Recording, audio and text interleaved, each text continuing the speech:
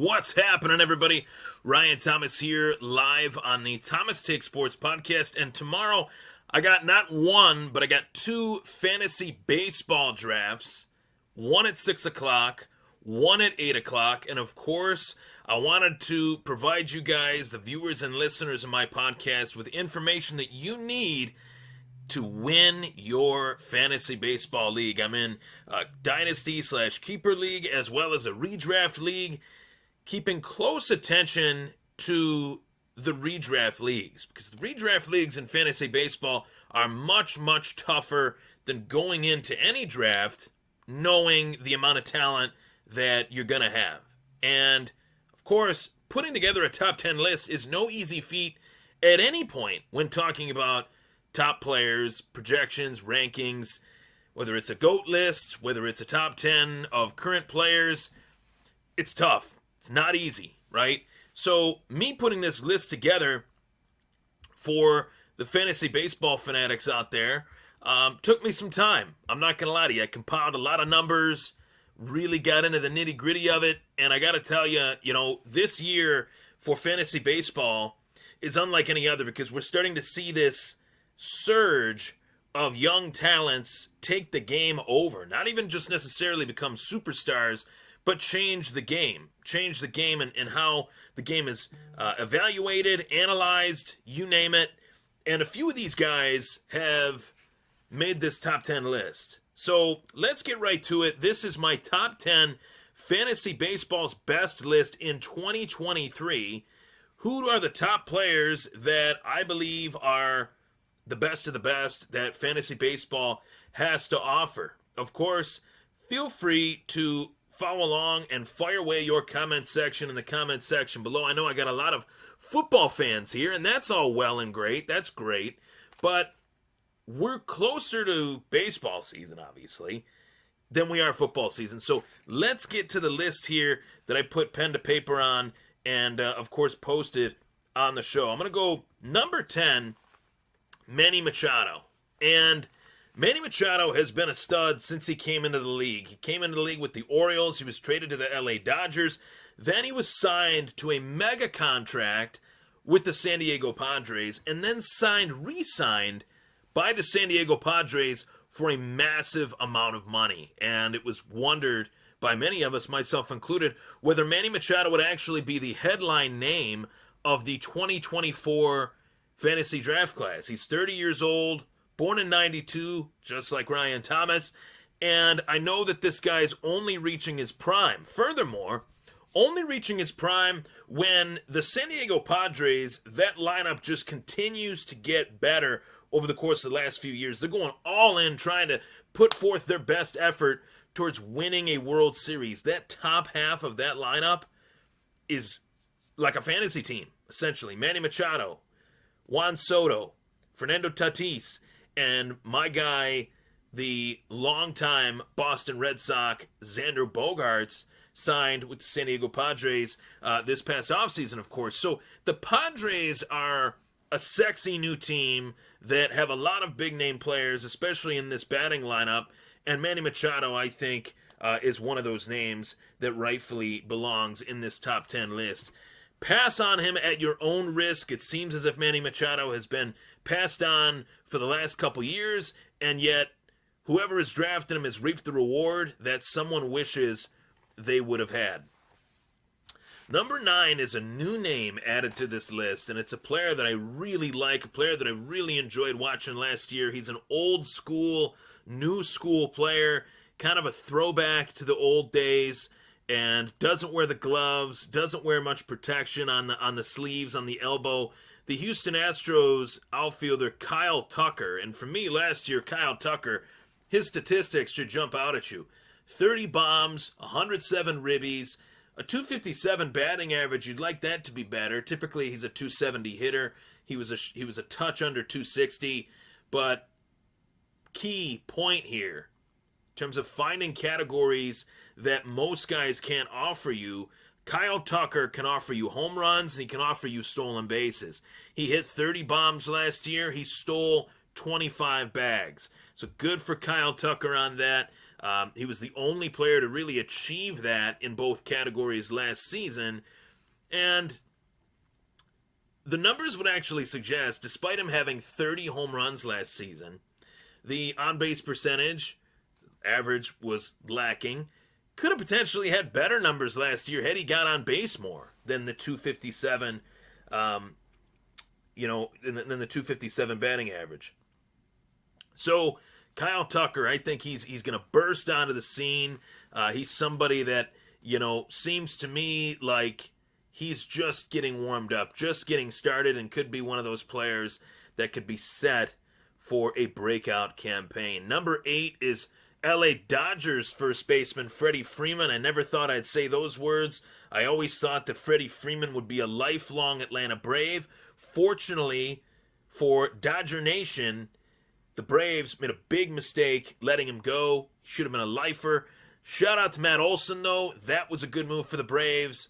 I'll be talking about the Atlanta Braves a lot this baseball season because I do believe that the best team in baseball, top to bottom, probably the best team in terms of depth, and they don't even have Freddie Freeman anymore. So the fact that they lost Freddie Freeman and still remain one of those top teams just goes to show you that Atlanta's really good, but the Dodgers are really good too.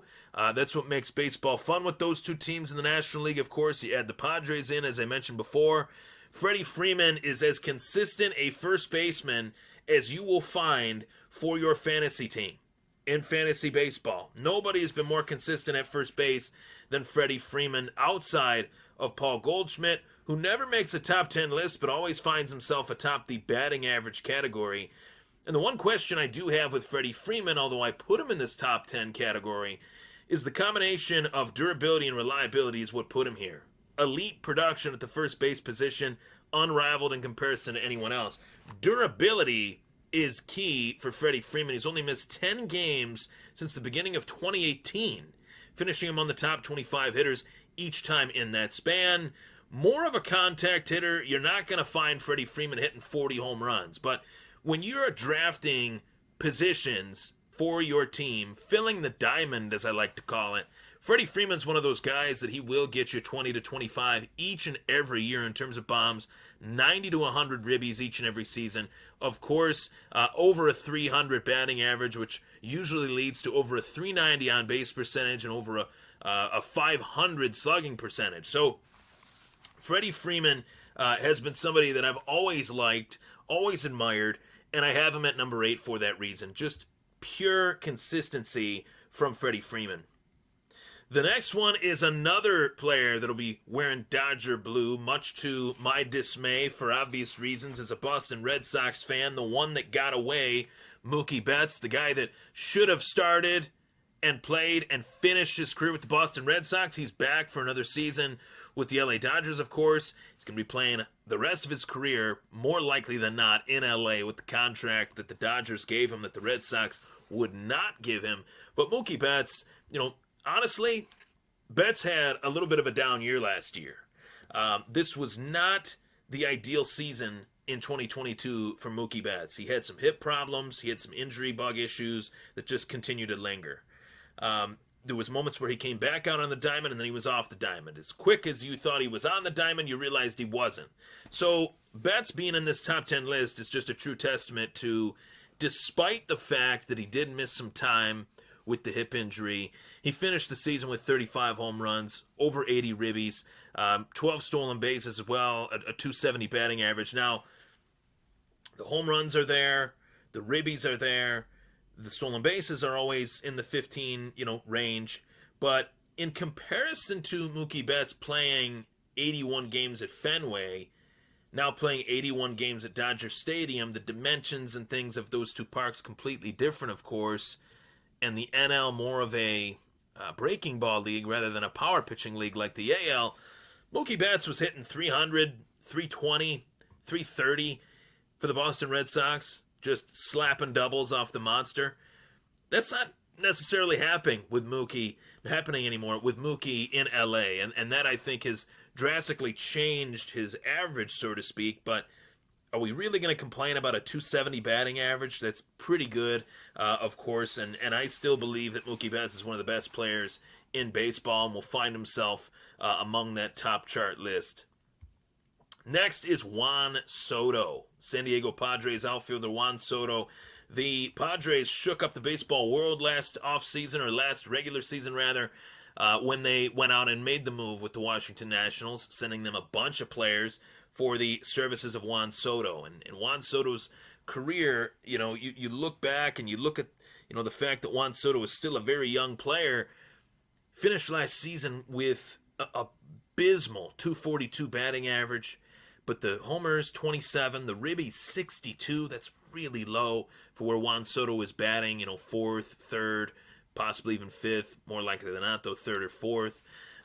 As well, the strikeout rate was, at 96 to 524, pretty low, but obviously his ability to hit into the open field was not there. His 22 season, to be quite frank, was a terrible disappointment. And it's crazy to say that because this guy is so talented that I really feel once he puts it together, he is a generational type talent. He's very young. He's still got plenty of years left in this league. And knowing that the San Diego Padres have the lineup that they have surrounding him, I would assume that Juan Soto is only going to get better and is only going to show us more rather than less. And over the course of this offseason, go out and get a Xander Bogaerts. We know about the Padres and all the pitching that they have as well. Padres are a sexy pick for the NL champs. Whether they do that or not remains to be seen, but whether they do that or not depends solely, I believe, on how productive and how healthy Juan Soto can be in comparison to Tatis, Bogaerts, and Machado. We know what we're going to get out of Bogaerts and Machado. Those guys have been consistent since day one. They're in their early 30s. Tatis is coming off this steroid thing, which is very interesting, right? Juan Soto's coming off the most disappointing season of his career, so Juan Soto has to be that median that steps up to the plate, pun intended, and play his game. Play the way that we know he can play. And Juan Soto, number 6 on my top 10 list. Number 5 is one of my favorite players in Major League Baseball today, Vlad Guerrero Jr. Just like his daddy, Vlad Guerrero loves to drive in those runs, loves to drive in the RBIs. The RBI total always at 90 to 100, seemingly every single season. And he had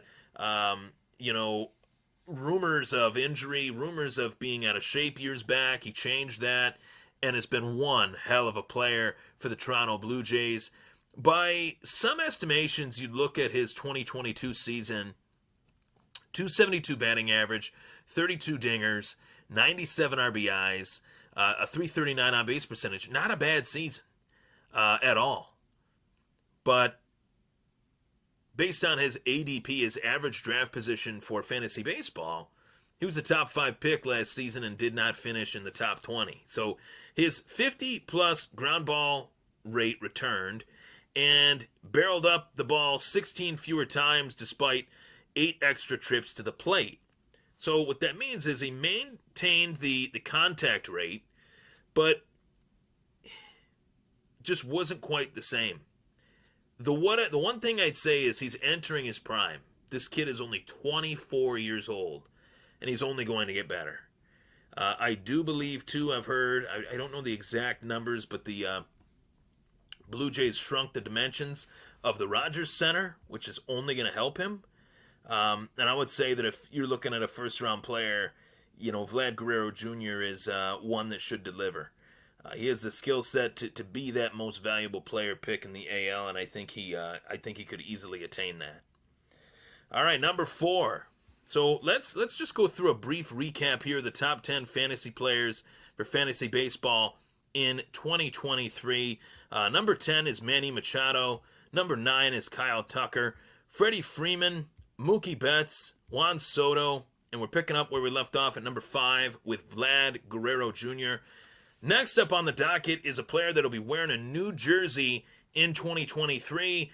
Gone are the days of Trey Turner playing for the Dodgers. Here are the days of Trey Turner playing for the Philadelphia Phillies. One of my favorite moves of this offseason is for last year's National League champs, the Philadelphia Phillies, to go out and get Trea Turner. We know what this guy is capable of.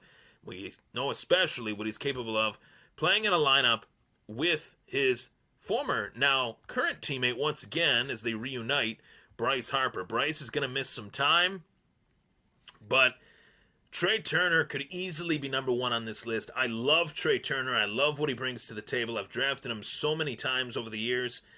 Trea Turner is simply fantasy baseball's best multi-category talent. And he's taken his skills to Philadelphia, where he will set the table for a vastly underrated lineup. A lineup that helped propel the Phillies from the NL wildcard round to, as I mentioned, the National League Championship Series, winning that, and ultimately they came up short against the Houston Astros. But what's crazy is, I do believe not only should Trea Turner be potentially number one upon this list, he's one of the most underrated talents in the game. You never really hear about the consistency that he brings to the table in terms of getting on base and finding his way to the home plate once again. You know, starting the at bat at home and ending it at home. And I'm not talking via running, a home run trot. I'm talking about turning a single into a double. And on average, when a slow guy hits a single, Trea Turner is turning it into a double. When a slow guy hits a double, for Trea Turner, it's a triple, potentially an inside the Parker, and potentially a moment where he could steal from second to third. He's just such a savvy base runner that you don't see guys like this anymore. You don't see stolen bases at this rate anymore. Now, in terms of the last 3 seasons straight, Trea Turner is the only player with a combined, on average, 280 batting average, 50-plus home runs, and 50-plus stolen bases. And he blew those 3 thresholds out of the water. When I looked at these numbers, I was astonished. Trea Turner, 316 batting average, 61 home runs, and 71 stolen bases. He's a player you build around in terms of category for category formats, and he's a viable first overall pick in any fantasy baseball draft. Only reason that I have him at number 4 is because there are 3 guys that are just a little bit better in other categories that are very important in fantasy baseball. But if you're looking for the best all-around baseball player for your fantasy baseball team, and you're picking first overall, to me, it's Trea Turner. And I said this last season, and nobody bought into it, but I'm saying it again. If I had the first overall pick in a fantasy draft, I would take Trea Turner, especially in a league where you need those categories. You need those stats. Trea Turner is a stat monster across the board. Average, OBP, homers, stolen bases, especially RBIs. And I think going to Philly, he's actually going to be even better. And we saw how dynamic a talent this kid is playing in the World Baseball Classic for Team USA. All right, so we're going to be getting into the top 3 of the top fantasy baseball players, fantasy baseball's best in 2023. Number 3, the man needs no introduction. He's the king of crash of the New York Yankees. He's Aaron Judge, who put together a historic season that rivals really any single season in Yankee history, in my personal opinion. What Aaron Judge did, putting the team on his back, betting on himself to go out into Yankee Stadium 81 times, and 81 other games at other parks, of course, in terms of 162 games. Aaron Judge was never more reliable, never more durable, and those are the only questions that we've ever had with Aaron Judge, is whether or not he could stay healthy, whether or not he could be out there game in, game out, and I thought he was fantastic last year for the Yankees. Over 150 games played, fresh off this new American League record for home runs. He hit 62, passing Roger Maris. And Judge is truly, in my opinion, only at the height of his NFL, at his MLB offensive prowess. This is only the beginning for Aaron Judge. It's only going to get better. I don't think he's going to get any worse, because I think the Yankees are going to manage his workload a little bit better, allowing him to play DH a little bit more, allowing him to not take the field as much, because they recognize just truly how special this guy is. And the one thing I'd say is something that we always talked about and wondered with Judge is that he had a high strikeout rate. This past year, it was at 25%. Contact was at 70%. So it's the most reasonable rationale, so to speak, for regression that we can't believe in our heart of hearts that Aaron Judge is going to do again what he did last year, right? We'd be crazy to think that Aaron Judge is going to do again what he did last year. He's going to hit 60-plus home runs again. If anybody could do it in Major League Baseball right now, it is Aaron Judge. His swing is tailor-made for a home run. His body, his physique is tailor-made to be a power hitter in terms of how he uppercuts the baseball with his bat. But to me, I do believe we'll see Judge kind of flirt, within that threshold of 45 to 50 home runs, maybe a better average, maybe a better on-base percentage season from Aaron Judge this time around in comparison to last season. And I see Aaron Judge finishing as one of the top players on your fantasy baseball team, if not the top player, one of the top fantasy baseball players all year round. Number 2 is the Cleveland Guardians. Third baseman Jose Ramirez, one of the most phenomenal, I almost said football again, one of the most phenomenal baseball players in the game today. You look at what he has done. There is nobody more complete in the game of baseball than Jose Ramirez. He hits for batting average, he hits for power, he has great speed, and is extremely strong defensively, a dream pick and a genuine candidate to also be the number 1 pick, and certainly one who should go top 3 in all formats, whether it's rotisserie, whether it's you name it. He's the only player in fantasy baseball to go 20 and 20 in each of the last 4 years. 20 bombs, 20 stolen bases, and the only one to hit 125-plus home runs and steal 100-plus in the past 5 years combined, not to mention only one of 5 with at least 400 apiece of RBIs and runs scored. From a points-based angle, scored the 6th most fantasy points last season, second among hitters. Plus, in the past 5 seasons combined, had the most extra base hits in baseball. That's what you need, extra base hits, placed in the 94th percentile in terms of contact rate as well, with 85% contact rate. Listen, I don't know how to feel about the former Cleveland Indians being now called the Cleveland Guardians. I'm still not really necessarily used to that. I'm not necessarily feeling like that was necessary in terms of even addressing it the way they did. I wanted them to just do it and get it over with. And I like the Guardians jerseys. They're not much different from the Indians, so it really doesn't matter to me. The only reason I say that is because that can be debated. People are debating that still in the city of Cleveland to this day. Should they still be the Indians? Should they be the Guardians? Who cares? One thing we do know with this team is that they have one of the best players in baseball, year in, year out, durable, reliable, and he chose to stay in Cleveland, chose to be a part of the Cleveland Guardians, where most guys in Jose Ramirez's position would have said, I'm cashing out, I'm going to New York, playing for the Yanks, playing for the Mets, playing for the Red Sox, I'm going to the Dodgers, I'm going to the Braves, I'm going wherever they're going to pay me the most goddamn money. And Jose Ramirez said, no, I'll take big money to stay. And he did. But it was less money to stay in Cleveland than what he would have got anywhere else. So power to Jose Ramirez. Good on you, mate. Good on you. All right.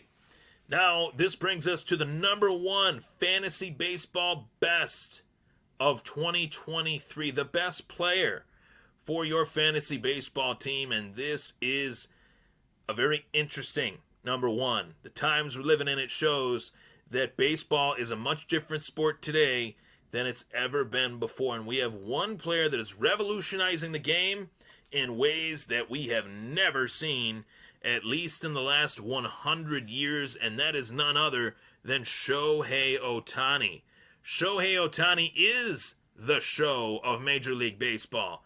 Shohei Ohtani is the guy that people are lining up to see in the United States or in the great city of Toronto to just catch a glimpse of him, to just see him pitch, see him hit. The fact that this guy can do both and do both very well is scary. It's downright, frankly, it's an honor for myself to be able to watch a player like this revolutionize, change the game. There is nobody like him, and there might not be anybody like him ever again in terms of baseball. They've tried and they have failed once before, twice before, 3 times before, to think that, oh, this guy was a good pitcher in college. He's a good hitter in the major leagues. Maybe we'll get his pitching back and he'll be okay in the major leagues being a two-way player. Well, Shohei Ohtani came in knowing that he was going to pitch and he was going to hit and he was going to dice up the people on the mound and leave pitchers wondering what the hell just happened